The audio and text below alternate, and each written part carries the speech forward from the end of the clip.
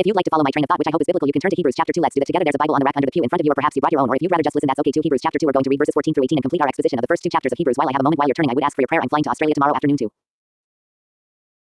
speak half a dozen times to a group called the Evangelicals of the Anglican Fellowship of a Fellowship of Evangelical Anglicans or something like that in Melbourne, and I would very much appreciate your prayers that the Lord would give strength, that the Lord would help with the jet lag. You know, it's a day and a half or something like that difference, and you get off the plane, you go straight to speak and come up for air 5 days later and come home and you wonder, was that real? And if you pray, it will be real and hearts will be helped. So please pray for me. Hebrews chapter 2 verses 14 through 18. Since then the children share in flesh and blood, he himself likewise, this is Christ himself likewise also partook of the same nature, through death he might render powerless him who had the power of death, that is the devil, and might deliver those who through fear of death were subject to slavery all their lives. For surely he does not give help to angels, but he gives help to the descendant or the descendants children of Abraham. Therefore he had to be made like his brethren in all things, that he might become a merciful and faithful high priest in things pertaining to God, to make propitiation for the sins of the people. For since he himself was tempted in that which he suffered, he is able to come to the aid of those who are tempted or tested. Let's pray before we open this text. Father, would you draw near now as our teacher by your Holy Spirit, open my mouth to speak boldly and clearly and faithfully and humbly lovingly as I ought to speak, and open hearts to receive what you have appointed from this text for us this morning. I pray for unbelievers to be wooed and won and drawn powerfully into the greatness of our salvation, and I pray for the saints to be mightily strengthened and encouraged, and for 1,000 needs across this room that I don't know about to be met by the wonder, the living and active word of God. In Jesus' name I ask, amen. I heard David from downstairs by the loudspeaker talking about Billy Graham. I'm going to talk about him again. I was there on Wednesday night, and it didn't surprise me that he took as his first text John 3:16, and that the first phrase he took from John 3:16 was for God, and he said, did you ever stop to think about that, God? I said, yes, Billy, that's the place to start, but you know what impressed me most was how frequently that night he spoke about death. Did you pick up that did strike you the way it struck me 3, 4, 5 times? He came back, he looked us right in the eye as much as you can look 45,000 people Wednesday night right in the eye, and he said in 50, then he kind of corrected it, or 70 years we'll all be dead, or maybe he said you'll all be dead, I don't know, but I felt that's right down over that huge crowd, dead all of them like a holocaust, only just takes 70 years to do it, you'll all be dead. And at another point he said, when you were born never to die, you will always be alive. And then he paused and said, either in hell or in heaven. Very forthright about hell on Wednesday night. This text is about death. Verse 14 in particular, it seems to me that's exactly the right way to start an evangelistic crusade, to talk about God and to talk about death. Death is sad and death is terrifying. If there's a holy just God who's going to call everybody to account, if you don't believe in God, if there is no God, and death is simply the end of a long summer, it's just sad. It's sad. The reason it's sad is because life as we know it in this world is the basis of everything that makes us happy: family, friends, leisure, food, sex, job, work. Meaning if you don't have life, you've got none of that, and to lose it feels sad, but it doesn't feel terrifying. It's not terrifying to fall asleep thinking you never wake up. It's over, no consciousness ever again. That's not terrifying. It's sad to lose things that you know, but it's not terrifying to go to sleep and never wake up again. Zero consciousness. But if Billy Graham is right, that for God is the place to start and the place to end, and there's a holy just God of truth who has a law, who has a glory, and we will one day give an account to that God, and we will render good or evil for everything good or evil we've ever done, or he will render that to us. Then death is terrified. If we're not right with God, the existence of God in relationship to death is a terrifying thing. This text says that it's a slave master if you're afraid of death, and it says in verse 14 that everybody has been held in bondage all their life long by the fear of death. And I thought about that a lot of people would deny that. A lot of people who don't believe in God or believe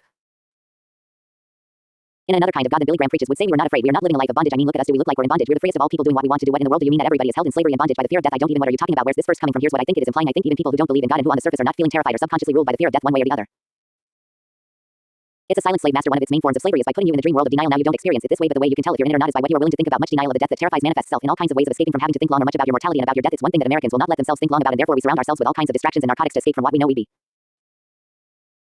afraid of if we thought about it, and therefore it is ruling us from underneath. I thought of this analogy. It's like the cruise control on our station wagon doesn't work, but I know what cruise control is. For the fear of death is like a cruise control in the soul, and it is set roughly at 55 miles an hour of contentment and ease. Now if something begins to happen in your life where your life begins to slow down to a pace of pensiveness and reflection and thoughtfulness, and big realities start to come into your consciousness, and you start to ask some big significant questions, that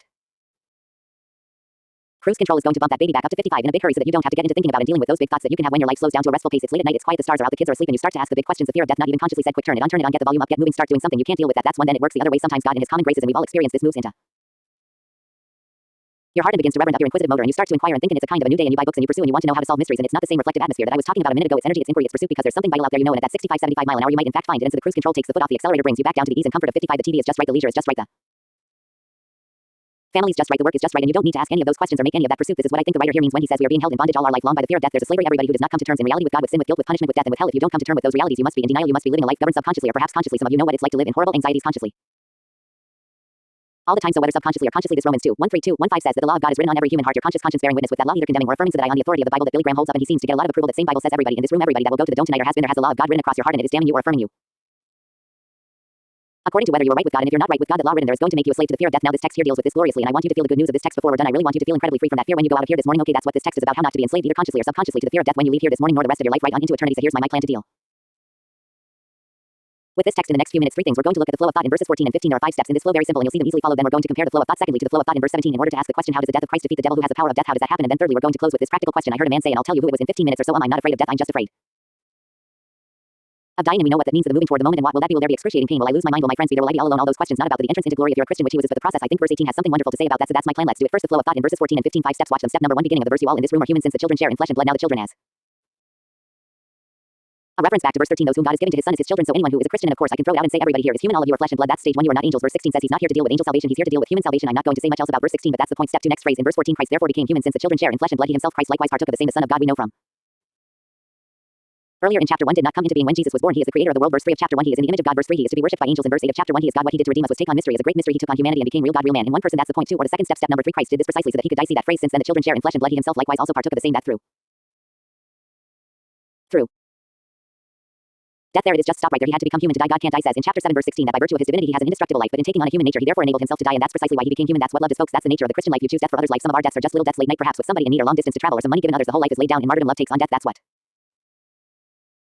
Jesus became human to do. Step number 4, in doing that dying he rendered powerless the one who has the power of death, the devil, that through death he might render powerless him who has the power of death, that is the devil. Now my question here, and I'm not going to answer it here, I'm going to wait till we get to verse 17. My question is, how did that happen? How does dying defeat fate? I mean, it doesn't look like a defeat, it looks like Jesus' defeat, not Satan's defeat. So how does that work? What's the dynamic here that when Jesus the Son of God gives himself up to die for us, Satan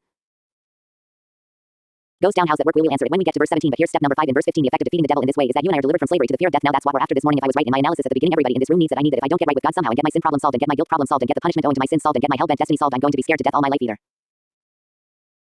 subconsciously or consciously. And this text says that when Jesus died, Satan was defeated so that we might be delivered from a lifetime of slavery. So I want that to be true for you when you leave this morning, and we need to see it, how it works, and then embrace it this morning for our own. So let me summarize those 5 steps. Number 1, very, very simple, and I encourage you to memorize verse 14 because this is a wonderful way to share Christianity with people. This is a great summary of big doctrine stated very simply. Number 1, you and I are human. Number 2, therefore Jesus the indestructible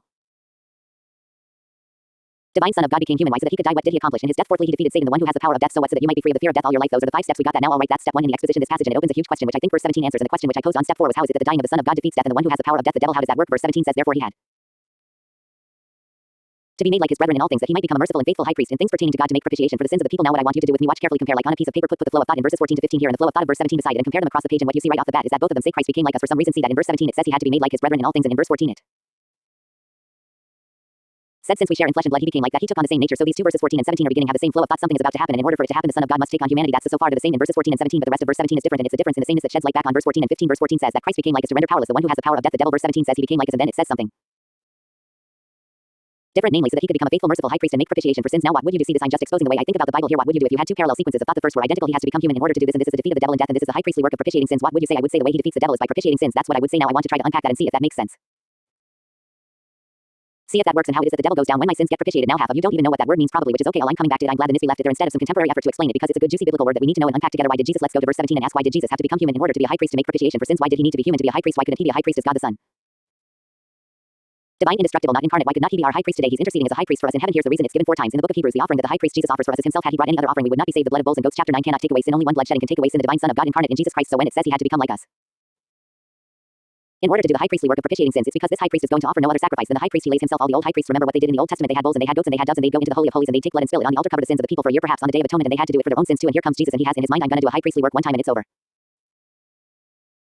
No more temple sacrifices when I'm done, because the blood I'm taking is not the blood of a bull, the blood of a goat, the blood of a lamb, the blood of a dove. It's my blood, infinitely valuable blood, and I'm going to pour it out one time. Or another image would be, I'm going to go in there and I'm going to lie down and I'm going to die, I'm going to do that, I'm going to finish this whole system of sacrificial offerings once for all by laying down my life that I might propitiate sins. So the aim of his death is to make propitiation for the sins of his people. Verse 17, and the aim of his death is to destroy or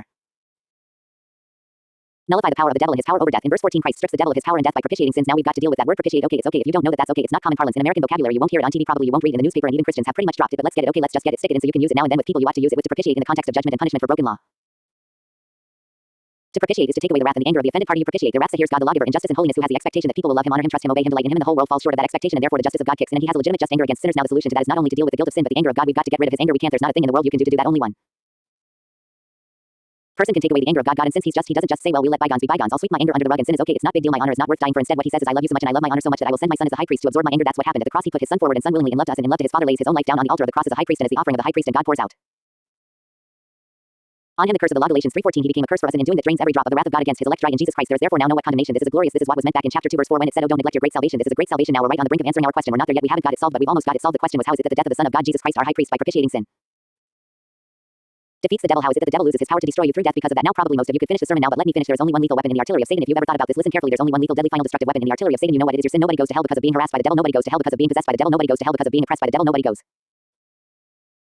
to hell because of seeing green apparitions on their ceiling at night, hearing weird noises under the bed, which are real. Nobody goes to hell because of that. People go to hell for one reason, unforgiven sin, period. That's all. Satan has one way to get you to hell, keep you from a savior and get you to sinning. That's all. He can't scare you. I mean, let's get rid of our fear of this guy. He has one deadly weapon. Sure, he can rough you up, he can kill you. Revelation 2:10. He has thrown many of you into jail for 10 days. You will suffer and you're gonna die. Satan can kill you today.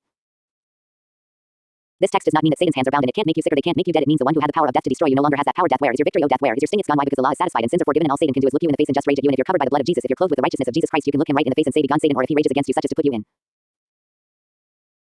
jail or to make you sick or to kill you, you can smile back at him and say, I'm free from the fear of this thing. Your power is gone. That's my answer. The reason verse 17 says that he had to be made like us to propitiate sins by his dying, and the reason verse 14 says he had to be made like us to destroy the one who has the power of death. The reason both of those are true is because in covering sin he takes the power of Satan against us. He can't destroy us. Only sin destroys, and when your sin is covered, Satan has nothing that he can hold against you. The accuser, he's an accuser, right? The accuser has no brief in court. His hands are empty. There's no evidence. He can stand there in front of the judge and say, I hate him. They're evil. They committed fornication. Once upon a time they lied. Yesterday they masturbated. This week they looked at evil stuff. They made fun of Billy Graham, and his hands are empty. And God on the bench says, I know all that. I know all that. But look, in their hand is a document called the New Covenant. It's been signed by the blood of my son, and in it is a commitment to propitiate all their sins if they would trust him, and I'm the one Who decides whether I'm angry or not? And I'm not angry. There's therefore now no condemnation to those who are in Christ Jesus, and we have something to stand on, brothers and sisters, that is worth telling everybody in this city about. And I hope one of the effects of Billy Graham is that you just go on doing it. Go on doing it. You counselors, all of you who've been inviting people and talking about Billy Graham at work, go on doing it. Billy Graham's not the good news. He brought the good news. Good news coming. He's the gospel, not Billy Graham. He knows that you know that it's this. Now let me close. For those of you who are struggling with death, and you all are some more immediately than others, the person I referred to at the beginning who said, I'm not afraid of death, I'm afraid of dying, was R.C. Sproul in Memphis a few weeks ago. Verse 18 helps. I think it really helps. It says, for since he himself was tempted in that which he suffered, he is able to come to the aid of those who are tempted. Now notice something here. He is tempted in what he suffered. This is not lust. I believe Jesus was tempted with lust. That's another sermon. What is your temptation when you're suffering, folks? It's not lust. Lust is gone. In the midst of pain, it's anger at God, it's resentment, it's self-pity, it's withdrawal. It's how can you do this to me, and where's your goodness? Those are the tumbling temptations that come, and they came to Jesus. My God, why hast thou forsaken me? Is a hair's breadth away from blasphemy. It didn't cross the line, but it's a hair's breadth away from blasphemy to accuse the all good God of forsaking an all good son. If you didn't have the right understanding of what you were saying, would be blasphemy, and many of us are on the brink of blasphemy and shaking our fist in God's face and saying why this verse says he was tempted or tested in his suffering so that he might be able to come to the aid of those who struggle with anger and resentment and sullenness and self-pity and despair and unbelief. He became a man not only so that he could die, but so that he could enter the process of dying for us, so that when he comes out on the other side and he reigns today and we cry out to him in the midst of this kind of pain and fear and struggle, and we wonder, will I lose my senses? Will I be humiliated with senility? Will there be excruciating pain that no pills can fix? Will my family forsake me? Will I outlive all of my contemporaries? All those thoughts that tumble to the mind about the process of dying, he comes and he says he is able. I am able to come to the aid of those who are thus tempted. So I just want to leave a promise with you that not only has God covered your sins if you are trusting in Jesus so that you can be free from the fear of dying subconsciously and consciously, but also he has pledged himself to come and help you. I've said this numerous times before, and I'll close by saying it again right now. Today's grace is sufficient for today, and if you're scared right now that in a year, 2 or 5 or 10 or 50 you won't have grace to die, well, that's okay. Sufficient under the day is the evil thereof, and the steadfast love of the Lord never ceases. His mercies are what every morning new. It's going to be there, folks. This promise is going to come true for you in Christ. It's going to come true for you. That when the hour comes and the pain is excruciating or the loved one is being taken from you, come with a special mercy for that power. Let's pray.